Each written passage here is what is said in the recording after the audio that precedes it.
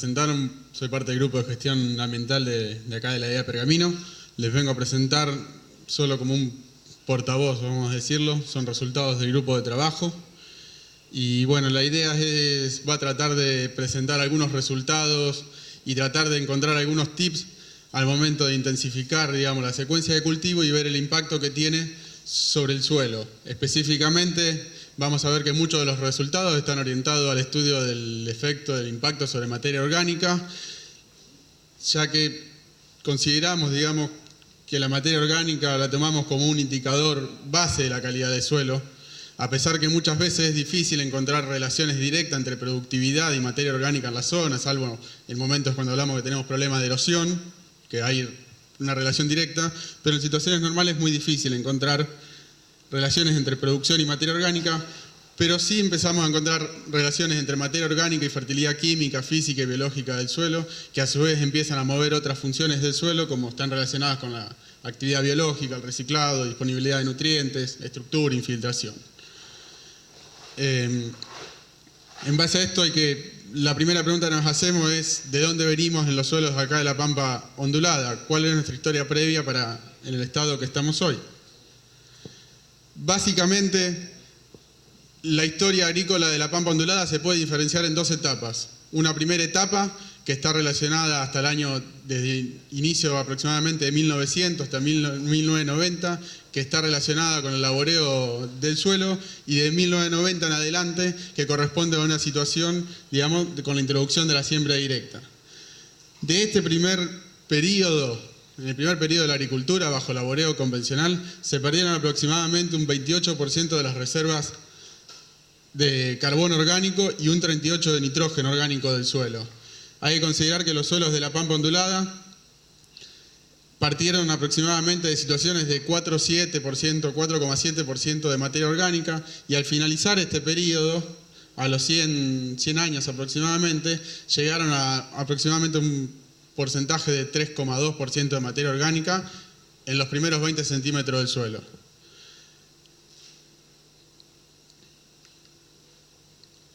Acá lo que les estamos mostrando es una evolución de un productor típico de la zona, de la Pampa ondulada, y como vemos en este primer periodo bajo laboreo convencional, sufrieron una gran pérdida de carbono, y vemos que también acá en la segunda parte, de aproximadamente de 1970 en adelante, empezamos a ver que hay un pequeño aumento en las reservas de carbono. ¿A qué se debió esta pérdida principalmente? Esta pérdida estuvo relacionada con los aportes por parte de los cultivos. Acá está la historia dividida en tres periodos distintos. Acá en el eje del asilo que tienen es el aporte de carbono, toneladas por hectárea año, más o menos tienen que considerar que es un poco más del doble, digamos. Cuando hablamos, considerando que el residuo tiene el 40% de carbono, un valor típico, cuando hablamos de 12, por ejemplo, que llega casi a 3, tiene que pensar que aproximadamente son 7 toneladas de materia seca en total, considerando parte aérea y parte de raíces.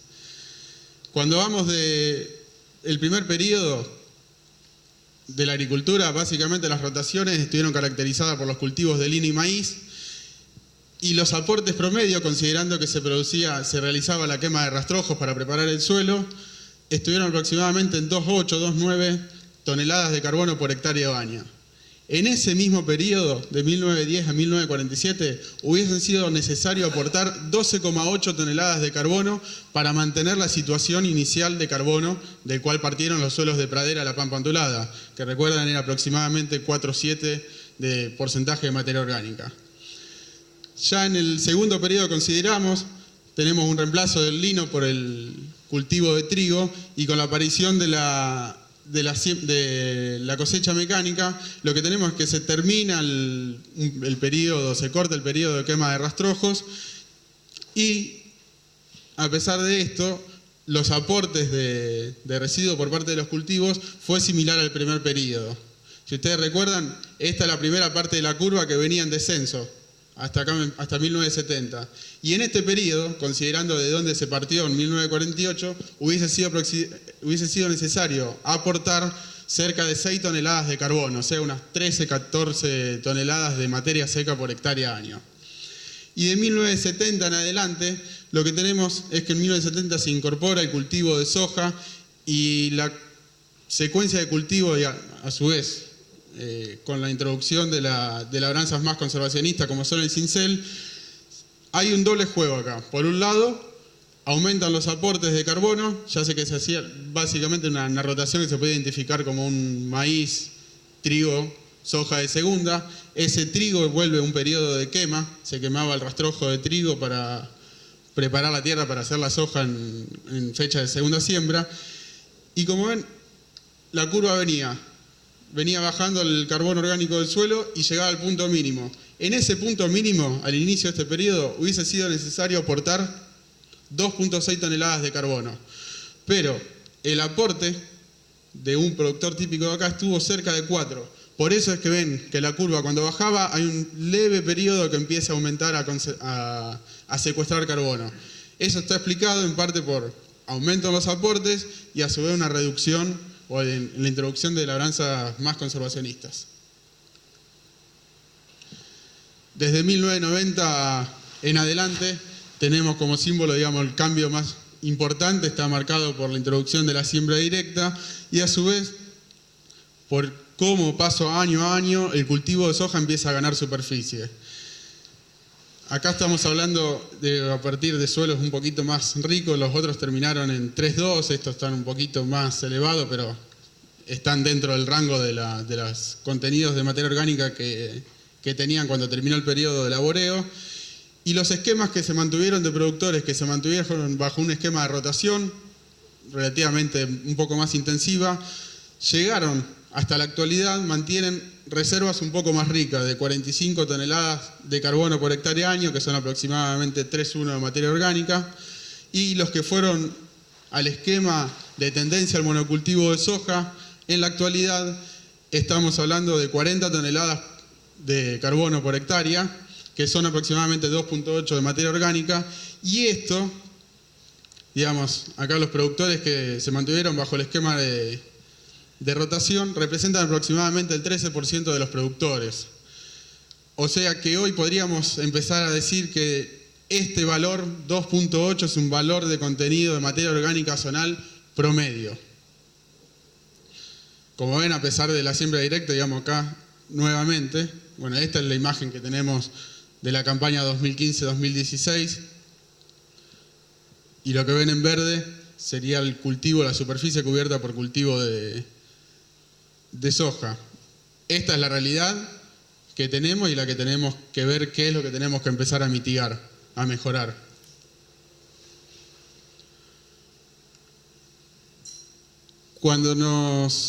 Antes recuerdan que habíamos mostrado los aportes que era necesario mostrar. Esto es la evolución de 1996 a 2015 para el partido de Pergamino y los cultivos que se hicieron, los cultivos principales. Considerando trigo, maíz y soja, este es el aporte o el pulso anual de carbono para todo este periodo que tuvo en la región de Pergamino, tomándolo como un representante tipo de la pampa ondulada. 3,6. Si recuerdan, veníamos hablando de aportes de 5, 4 para mantener. Así que, ¿qué es lo que volvió a suceder durante este periodo en Pergamino o en la zona? Nuevamente, estos primeros 3 eran los 3 periodos, el periodo anterior del laboreo convencional.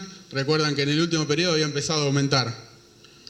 4,7 toneladas de carbono por hectárea año hubiesen sido necesarias aportar para mantener ese contenido de carbono que estaba alrededor de, eran 3,2, con una concentración de 3,2 de materia orgánica. Y esto es lo que aportó aproximadamente, lo que se aportó en el partido de Pergamino. Nuevamente, el aporte fue menor a lo que se debería aportar y nuevamente este periodo de 1990 en adelante se asocia a una pérdida de carbono orgánico en el suelo. Si lo queremos asociar a cuánto hubiese sido necesario producir soja, equivaldría a una producción de 46 quintales por hectárea año para cubrir para llegar a este aporte de carbono por hectárea. Algo bastante difícil de obtener en el periodo 1990 en adelante. Y esta nuevamente es siguiendo la evolución de un productor típico de la zona, cómo fue perdiendo, digamos, desde el inicio y con la introducción de siembra directa en adelante, que fue con una tendencia al monocultivo de soja. Aproximadamente la rotación de esta periodo para toda la región para 10 años eran 8 cultivos de soja, un trigo soja y un maíz. Esa fue más o menos la rotación típica de la zona para este periodo. Cuando vamos a resultados de los ensayos de larga duración que tenemos acá en la EA Pergamino, vemos que a medida que consecuencias un poco más intensificadas, como maíz, trigo, soja o trigo, soja, que partieron de situaciones con mayor riqueza, estos suelos perdieron, pero permitieron mantener niveles de concentración de carbono un poco más elevados. Pero partiendo de situaciones que hoy son situaciones, por ejemplo, contenido típico de hoy de la zonal de 40 toneladas de carbono por hectárea, cuando se pusieron bajo monocultivo de soja, a pesar de estar degradados, continuaron perdiendo materia orgánica. Y esta pérdida de materia orgánica estuvo directamente relacionada con el carbono inicial que tuvieron cada secuencia, cuando se empezó cada secuencia, con el contenido de carbono inicial que tenían. O sea, cuanto más carbono inicial tenían, mayor fue la pérdida. Cuanto más carbono, mayor fue la pérdida. Estuvo directamente relacionada. Esto es una foto de un año específico donde vemos que acá lo que tienen sería el suelo en profundidad y el contenido de carbono orgánico en el suelo. Las situaciones que tuvieron, digamos, las situaciones con rotaciones más intensificadas, como maíz, trigo, soja o trigo, soja, tienen mayores contenidos de carbono en los primeros 15-20 centímetros del suelo, y esto está representado con mayores reservas. A su vez, el monocultivo de soja se diferencia con menores contenidos y también presentan, cuando uno piensa en secuestro de carbono, no solo tiene que pensar lo que está en el suelo, sino también lo que está secuestrado como residuo. Estas dos rotaciones intensificadas son las que tienen la mayor reserva de contenido en rastrojos en la superficie. Lo mismo se da, el mismo comportamiento se da cuando uno analiza nitrógeno, tiene en cuenta el nitrógeno orgánico del suelo.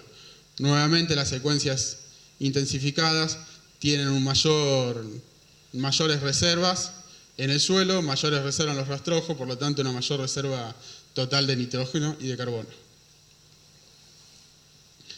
Entonces, lo que empezamos a hacer es ver cómo se relacionaba el carbono orgánico que tenían las reservas de carbono orgánico del suelo con el índice de intensificación, tanto para carbono y para nitrógeno. Y para ambas relaciones se puede ver que a medida que aumenta el índice de intensificación, mayor es la reserva de carbono del suelo. Así que acá ya nos empieza a dar una pauta que intensificar nos sirve para empezar a obtener mayores contenidos de carbono en el suelo.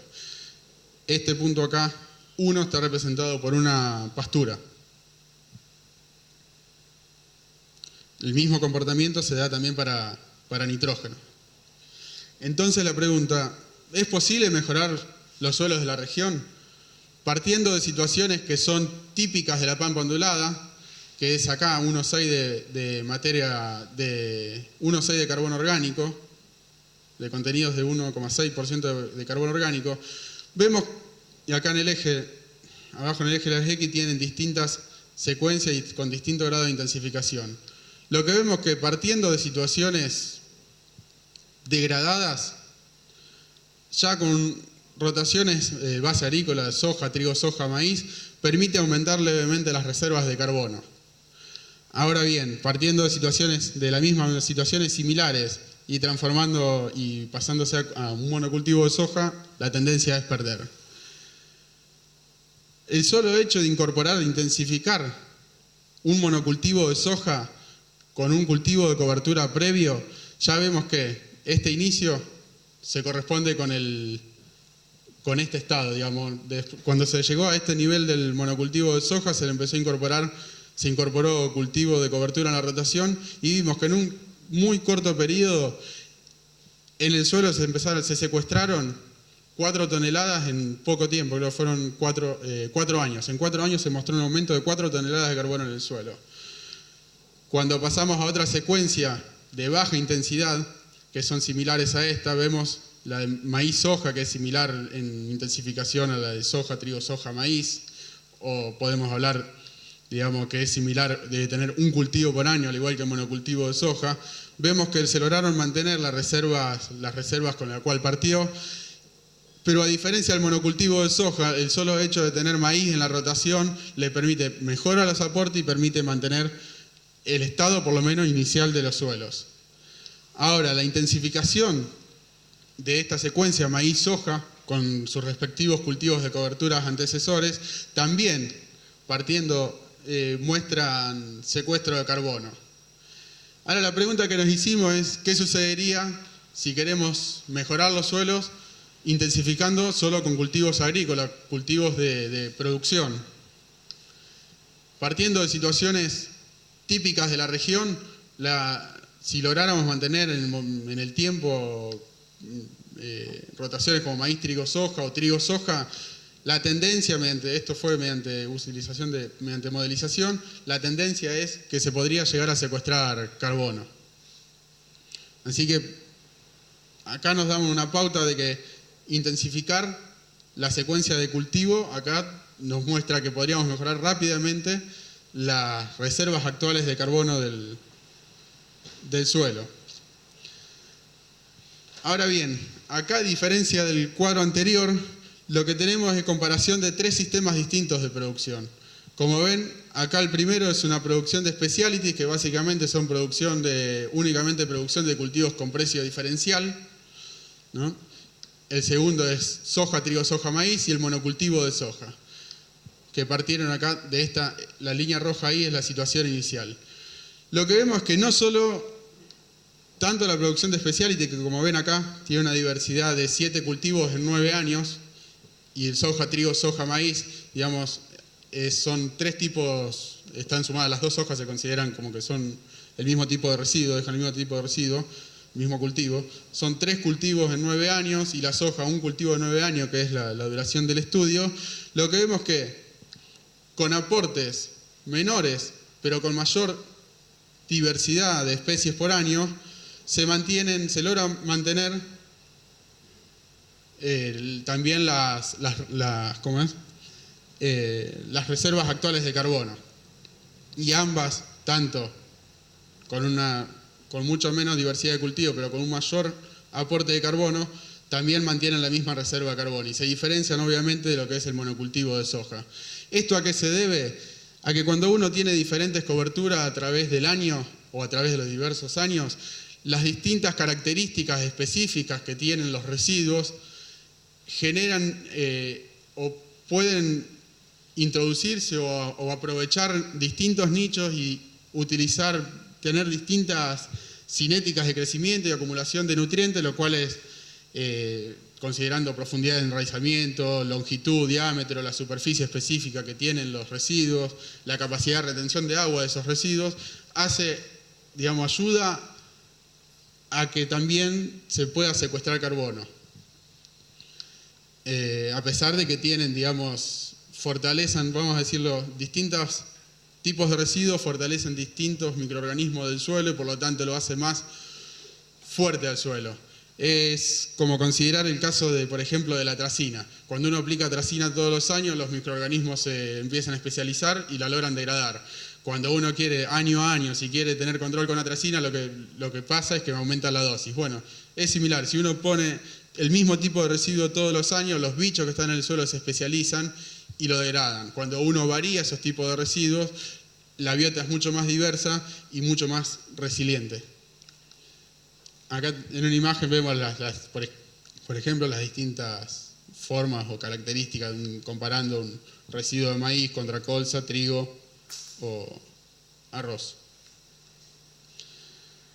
Ahora bien, vemos que a medida que uno va perdiendo materia orgánica del suelo, va afectando la fertilidad física, química y biológica del mismo.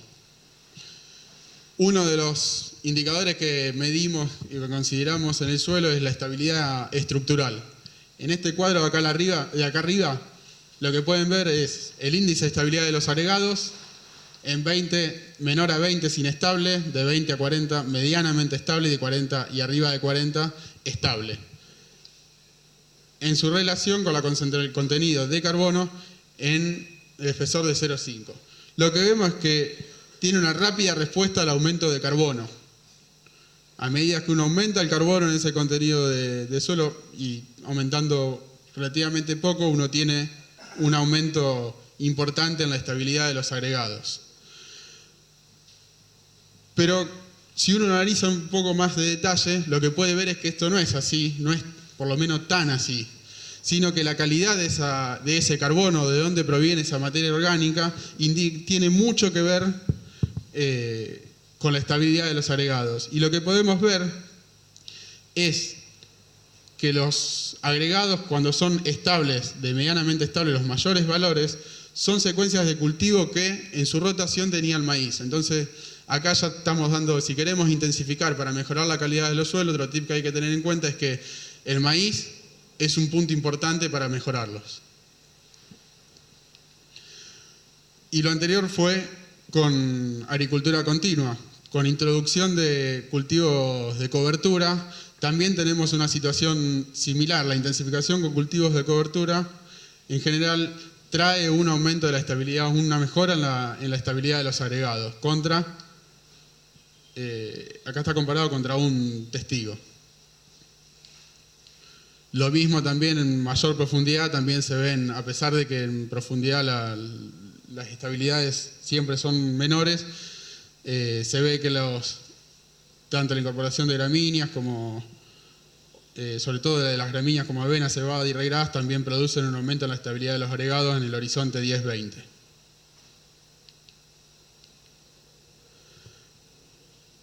Otro de esas relaciones que tenía la materia orgánica que tratábamos de relacionar era física y también la parte biológica.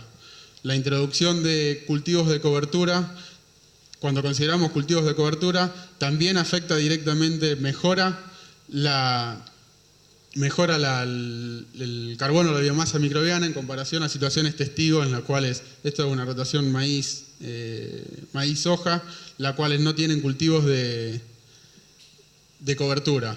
Hay un aumento en la biomasa microbiana. Ahora, cuando vemos valores en situaciones que son de agricultura continua, comparando soja, trigo, soja, maíz contra soja, lo que vemos es que tenemos un aumento en el coeficiente metabólico. El coeficiente metabólico es la relación, digamos, para decirlo rápidamente, es cuánto carbono libero por unidad de biomasa microbiana que tengo. O sea, cuando mayor es el valor, es mejor, es más eficiente el suelo. Y también tenemos otro comportamiento comparando la rotación versus el monocultivo para FDA, que es un grupo de enzimas que trabajan en el suelo, un grupo de enzimas que dan también una idea del funcionamiento general del suelo. Tanto la intensificación con cultivos de cobertura como la intensificación de la rotación en sistemas con cultivos de producción siempre mejoran las características, también mejoran las características biológicas del suelo. Y por último, decíamos que el carbono estaba mejora a medida que perdemos materia orgánica, está relacionado con la fertilidad química, física y biológica del suelo, y también tenemos que ver los servicios que prestan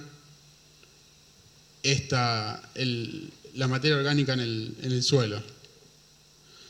Uno de los problemas que tuvimos con la introducción de la siembra directa fue el inicio, y es propio de siembra directa, el desarrollo de estructuras laminar, que es la reorientación de partículas de arcilla en el suelo, en la subsuperficial, que lo que hacen es afectar, digamos, se reorientan y empiezan a formar estructuras de tipo plato, que lo que hacen es afectar directamente la infiltración. Como ven, ahí tienen una imagen de cómo se ven las estructuras de plato. Y este efecto de la estructura laminar es mucho mayor o se presenta de forma continua cuando uno está bajo monocultivo de soja y lo compara contra rotación. Se presenta también, pero puede estar de forma discontinua o en pequeños bloques. Entonces, acá tenemos una imagen que detalla con una tinción y mediante un infiltrómetro cómo ingresa el agua en un monocultivo de soja versus una rotación, por ejemplo en este caso, que es maíz, trigo, soja. La infiltración es mucho mayor cuando se rota.